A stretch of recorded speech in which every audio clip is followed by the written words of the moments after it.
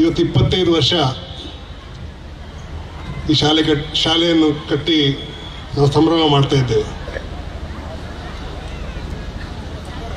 ಬಹಳ ಸಂತೋಷವೂ ಆಗ್ತಾ ಇದೆ. ನನಗೂ ಕನಸಲ್ಲೂ ನನಗೆ ಎನಿಸ್ಲಿಕ್ಕಿಲ್ಲ ಇಂಥ ಕಾರ್ಯ ನಾನು ನನ್ನ ಜೀವನದಲ್ಲಿ ಮಾಡಿ ಮುಂದೆ ಹೋಗ್ತೇನಂತ ಎಣಿಸಲಿಲ್ಲ.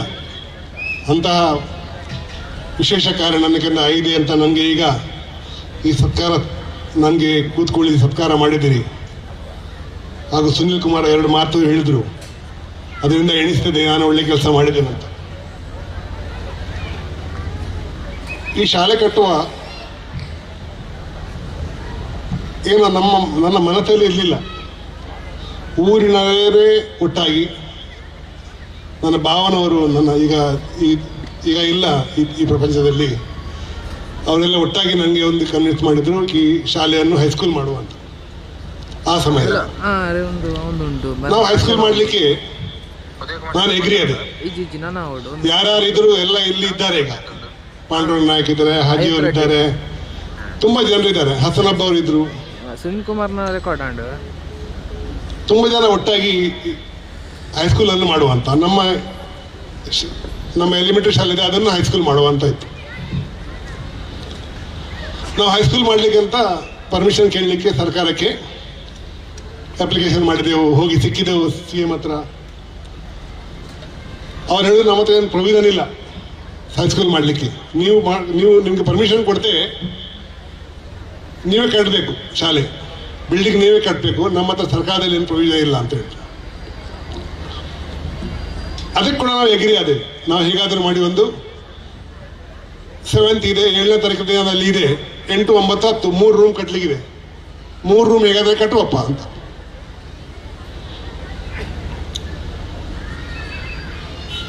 ಅವರು ಶಿಕ್ಷಣ ಇಲಾಖೆ ನೋಡ್ಲಿಕ್ಕೆ ಬಂದರು, ಹೈಸ್ಕೂಲ್ ಪರ್ಮಿಷನ್ ಕೊಡ್ಲಿಕ್ಕೆ ನೋಡ್ಲಿಕ್ಕೆ ಬಂದರು. ಇನ್ಸ್ಟ್ರಕ್ಷನ್ ಬೆಂಗಳೂರಿನಿಂದ ಇನ್ಸ್ಟ್ರಕ್ಷನ್ ತರಿಸಿದ್ದೇವೆ ನಾವು. ಅವ್ರು ಬಂದು ಹೇಳಿದ್ರು ಇಲ್ಲಿ ಹೈಸ್ಕೂಲ್ ಮಾಡಲಿಕ್ಕೆ ಸಾಧ್ಯ ಇಲ್ಲ, ಯಾಕೆಂದರೆ ಅಲ್ಲಿ 400 ಸ್ಕ್ವೇರ್ ಫೀಟ್ ಗಾರ್ಡನ್ ಇದು ಬೇಕು, ಗ್ರೌಂಡ್ ಬೇಕು, ಈ ಜಾಗ ಬೇಕು, ಅದೆಲ್ಲ ಇಲ್ಲಿ ಇಲ್ಲ ಅಂತ, ಸಾಧ್ಯವೇ ಇಲ್ಲ ಅಲ್ಲಿ ಕಟ್ಟಲಿಕ್ಕೆ ಅಂತ. ಅದಕ್ಕೆ ಪುನಃ ನಾವು ಈ ಜಾಗವನ್ನು ಗುರುತಿಸ್ತೇವೆ. ಇದೊಂದು ಬೆಟ್ಟ, ಇಲ್ಲಿ ಏನಿರಲಿಲ್ಲ, ಬಂಜರ್ ಜಮೀನಿತ್ತು, ಏನಿರಲಿಲ್ಲ. ಊರಿನವರೇ ಒಟ್ಟಾಗಿ ಈ ಜಾಗವನ್ನು ನನಗೆ ತೋರಿಸಿದ್ರು ಇಲ್ಲಿ ಕಟ್ಟುವ ಅಂತ. ನಾನು ಎಗ್ರಿ ಆದೆ ಅದಕ್ಕೆ ಕೂಡ. ಇಲ್ಲಿ ಒಂದು 3 ರೂಮ್ ಕಟ್ಟುವ, 8, 9, 10, ಮತ್ತೆ ಒಂದು ಪ್ರಿನ್ಸಿಪಲ್ ರೂಮ್, ಮತ್ತೊಂದು ಟೀಚರ್ಸ್ ರೂಮ್, ಒಂದು ಮಕ್ಕಳಿಗೆ ಬಾತ್ರೂಮ್, ಶೌಚಾಲಯ, ಒಂದು 5 ರೂಮ್ ಬೇಕಾಗುತ್ತೆ. ಅಷ್ಟು ಕಟ್ಟುವ ಅಂತ ಒಂದು ಭಾವನೆಯಲ್ಲಿ ನಾವು ಕಟ್ಟಲಿಕ್ಕೆ ಸ್ಟಾರ್ಟ್ ಮಾಡಿದ್ದೇವೆ. ಕಟ್ಟಲಿಕ್ಕೆ ಸ್ಟಾರ್ಟ್ ಮಾಡುವಾಗ ಸ್ವಲ್ಪನೇ ಯೋಚನೆ ಬಂತು. 8ನೇಯಲ್ಲಿ 2 ಡಿವಿಷನ್ ಆದರೆ 8A 8B, 9A 9B, 10 2 ಅಷ್ಟು ಮಕ್ಕಳಾದರೆ ಮಕ್ಕಳೆಲ್ಲಿ ಕೂತ್ಕೊಳ್ಳಿಸುತ್ತೆ ಅಂತ. ಅದಕ್ಕೆ 6 ರೂಮ್ ಕಟ್ಟುವ ಅಂತ ಮಕ್ಕಳಿಗೆ. 6 ರೂಮ್ ಕಟ್ಟುವ, ಪ್ರಿನ್ಸಿಪಲ್ ರೂಮ್, ಮತ್ತು ಒಂದು 8ರಿಂದ ನಂತರ ನಮಗೆ ಲ್ಯಾಬ್ ಬೇಕಾಗ್ತದೆ. ಲ್ಯಾಬ್ ಸೈನ್ಸ್ಗಾಗಿ ಲ್ಯಾಬ್ ಬೇಕಾಗ್ತದೆ. ಒಂದು ಲ್ಯಾಬೊರೇಟರಿ ಬೇಕಾಗ್ತದೆ, ಲ್ಯಾಬೊರೇಟರಿ ಕಟ್ಟುವ. ಆ ಸಮಯದಲ್ಲಿ ಕಂಪ್ಯೂಟರ್ ಬಂತು, ಕಂಪ್ಯೂಟರ್ ಒಂದು ರೂಮ್ ಬೇಕಾಗ್ತದೆ. ಕಂಪ್ಯೂಟರ್ ಆಗ ಸರ್ಕಾರ ಕಂಪ್ಯೂಟರ್ ಕೊಡ್ತಾ ಇತ್ತು, ನಾವು ತಂದಿದ್ದೆವು, ಅದು ಸರ್ಕಾರ ಕೊಡ್ತಾ ಇತ್ತು. ಹಾಗಾದರೆ ಕೆಳಗೆ ಏನಾಗಲಿಲ್ಲ, ಇನ್ನು ಹೆಚ್ಚು ರೂಮ್ ಬೇಕಾದರೆ ಮೇಲೆ ಕಟ್ಟಬೇಕು. ಅದಕ್ಕೆ ಸ್ಲ್ಯಾಬ್ ಹಾಕಿದ್ದು. ಸ್ಲ್ಯಾಬ್ ಹಾಕಿ ಮೇಲೆ ಕಟ್ಟುವಾಗ ಇನ್ ಫ್ಯೂಚರಲ್ಲಿ ಏನಾದರೂ ಪ್ರೋಗ್ರಾಮ್ ಮಾಡಬೇಕಾದ್ರೆ ಒಂದು ಆಡಿಟೋರಿಯಂ ಬೇಕಂತ ಆಡಿಟೋರಿಯಂ ಕಟ್ಟಿಬಿಟ್ಟೆವು. ಹಾಗೆ ಮಾಡಿ ನಮ್ಮ ಶಾಲೆ ಇಷ್ಟು ದೊಡ್ಡ ಆಯಿತು. ಶಾಲೆ ದೊಡ್ಡ ಆಯ್ತು, ತೊಂದರೆ ಇಲ್ಲ. ನಾವು ಕಟ್ಟಲಿಕ್ಕೆ ಆವಾಗ ಸಕ್ಷಮವಾಗಿದ್ದೇವೆ. ನಾವು ಹೇಗಾದರೂ ಮಾಡಿ ಕಟ್ಟಲಿಕ್ಕೆ ಮುಂದೆ ಆಗಿ ಕಟ್ಟಿಬಿಟ್ಟಿದ್ದೇವೆ. ಅದರ ಲೆಕ್ಕವೂ ಇತ್ತು, ಎಲ್ಲ ಲೆಕ್ಕ ಇತ್ತು. ಎಲ್ಲ ಕಟ್ಟಿ ನಾವು ಉದ್ಘಾಟನೆ ದಿವಸ ಆ ಶಾಲೆ ಎಲ್ಲ ಪ್ರತಿಯೊಂದು ಸಣ್ಣ ಪುಟ್ಟ ಲೆಕ್ಕ ಕೂಡ ನಾವು ಕರ್ನಾಟಕ ಸರ್ಕಾರಕ್ಕೆ ಕೊಟ್ಟಿದ್ದೇವೆ. ನಂತರ ಒಂದು ತಪ್ಪಾಯಿತು. ನಾನು ಅಮಿತಾಬ್ ಬಚ್ಚನ್ ಇಲ್ಲಿ ಕರೆದೆ ಅಂತ. ಅಮಿತಾಬ್ ಬಚ್ಚನ್ ಬಂದ ಕೂಡಲೇ ದಯಾನಾಯಕ್ ಮುಂಬೈಯಲ್ಲಿ ದೊಡ್ಡಾದ, ಇಲ್ಲಿ ದೊಡ್ಡಾದ. ನನ್ನ ಮೇಲೆ ಇನ್ಕ್ವೈರಿ ಸ್ಟಾರ್ಟ್ ಆಯಿತು. ತುಂಬ ಫೇಸ್ ಮಾಡಿದೆ ನಾನು ಈ ಶಾಲೆಗೋಸ್ಕರ.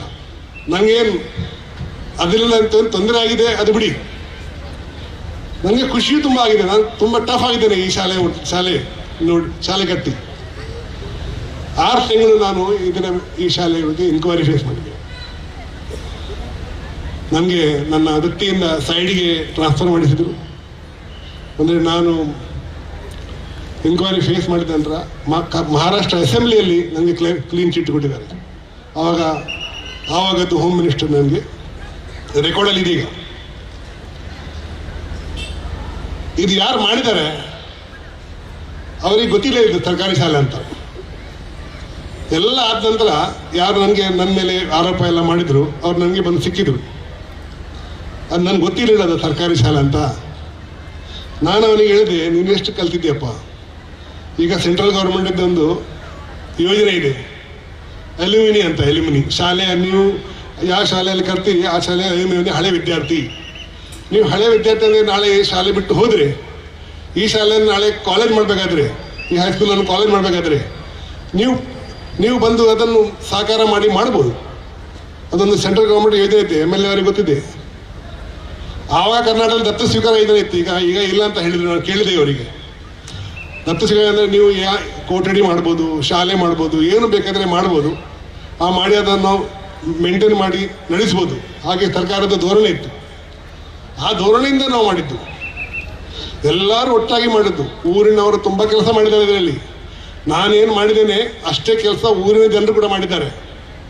ಎಲ್ಲ ಫಿಸಿಕಲ್ ವರ್ಕ್, ಈ ಗುಡ್ಡೆಯನ್ನು ಕ್ಲೀನ್ ಮಾಡಲಿಕ್ಕೆ ಎಲ್ಲ ಕೆಲಸ ಅವರು ಕೂಡ ನನಗೆ ತುಂಬ ಸಹಕಾರ ಕೊಟ್ಟಿದ್ದಾರೆ.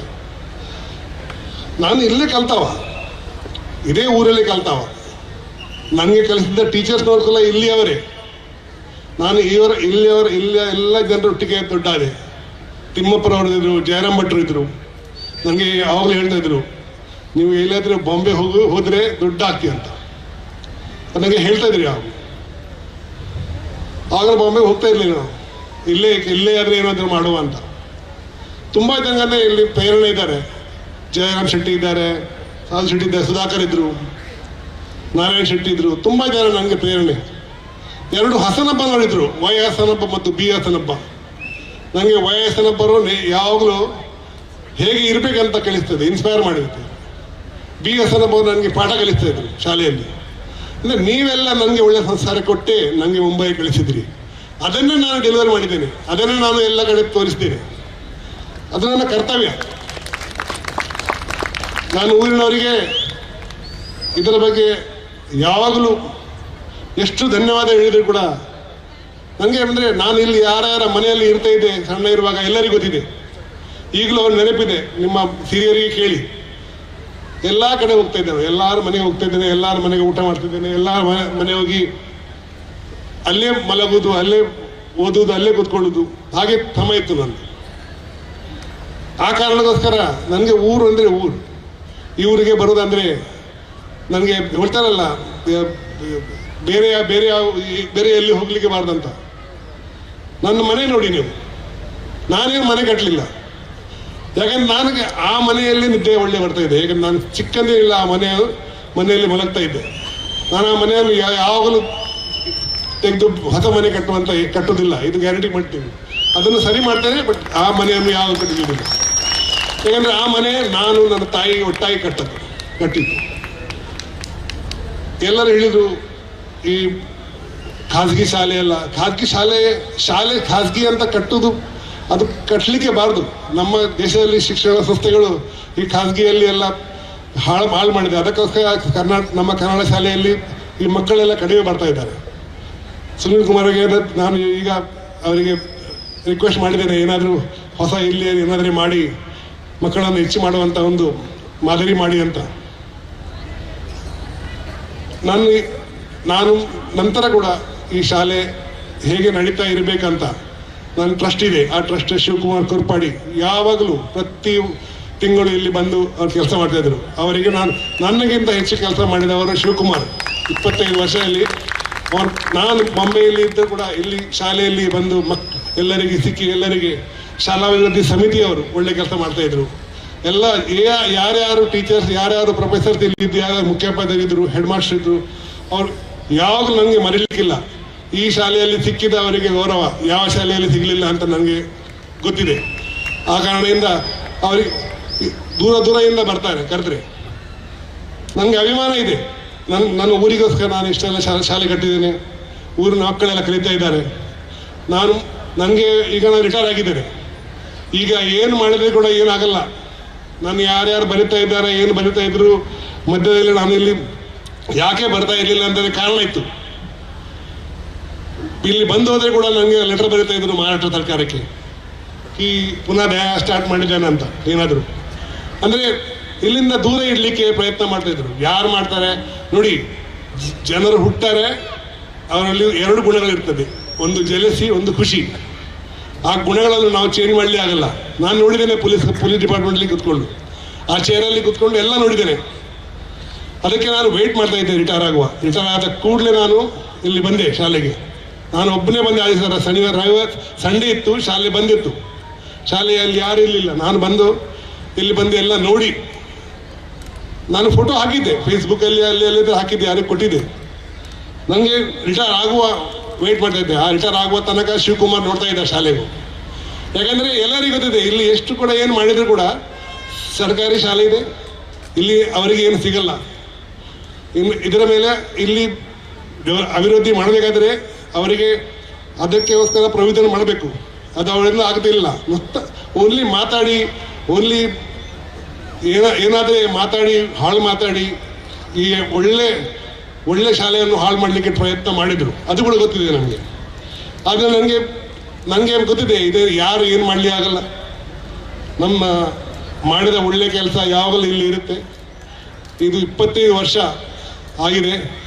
ಇನ್ನು 250 ವರ್ಷ ಆದರೂ ಕೂಡ ನನ್ನ ತಾಯಿ ಹೆಸರು, ನನ್ನ ಹೆಸರು ಇಲ್ಲಿ ಇರ್ತದೆ ಅಂತ ನನಗೆ ಭಾವಿಸಿ ಸುನೀಲ್ ಕುಮಾರ್ ನನಗೆ ಹೇಳಿದ್ರು ಎನ್ಕೌಂಟರ್ ಸ್ಪೆಷಲಿಸ್ಟ್ ಅಂತ.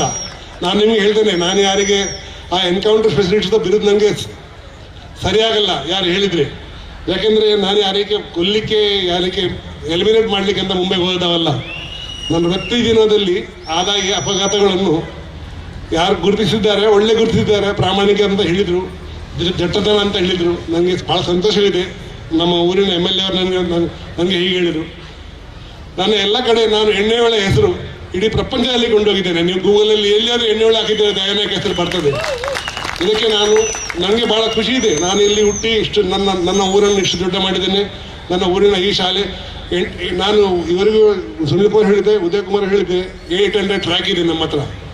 800 ಟ್ರ್ಯಾಕ್ ಇರುವ ಶಾಲೆ ಭಾಳ ಕಡಿಮೆ ಇದೆ. ಇಲ್ಲದೆ ನೋಡಿ ಇಷ್ಟು ದೊಡ್ಡ ಗ್ರೌಂಡ್ ಎಲ್ಲಿ ಇಲ್ಲ. ಅವ್ರು ಹೇಳಿದ್ರು ಈಗ ಮುಖ್ಯಮಂತ್ರಿಗಳ ಒಂದು ಫಂಕ್ಷನ್ ಇಲ್ಲೇ ಆಗಿದೆ, ಈ ಅಣೆಕಟ್ಟು ಉದ್ಘಾಟನೆದ ಆವಾಗ ಒಂದು ಫಂಕ್ಷನ್ ಇಲ್ಲೇ ಆಗಿದೆ.